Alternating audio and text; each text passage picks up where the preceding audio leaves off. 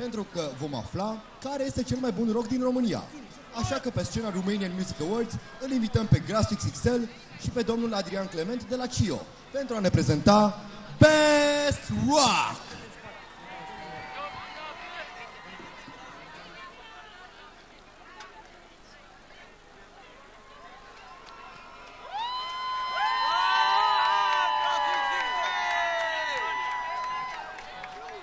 Bună seara, Craiova!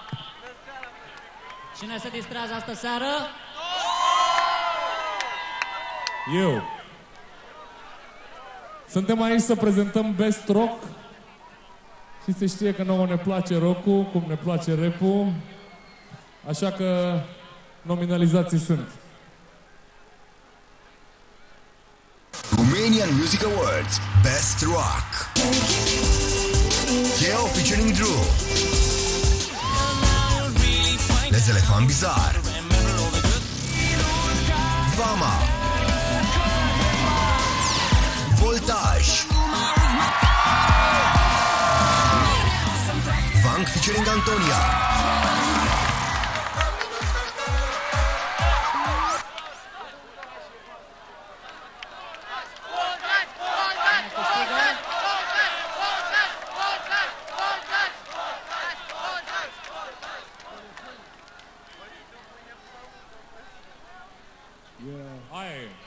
Câștigătorii la Best Rock.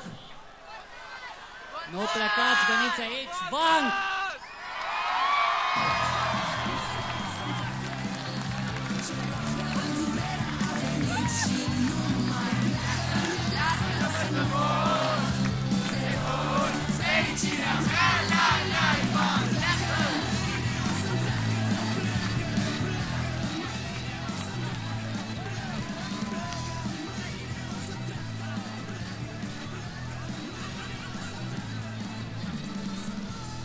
Bună seara din nou, Craiova! Mulțumim foarte mult!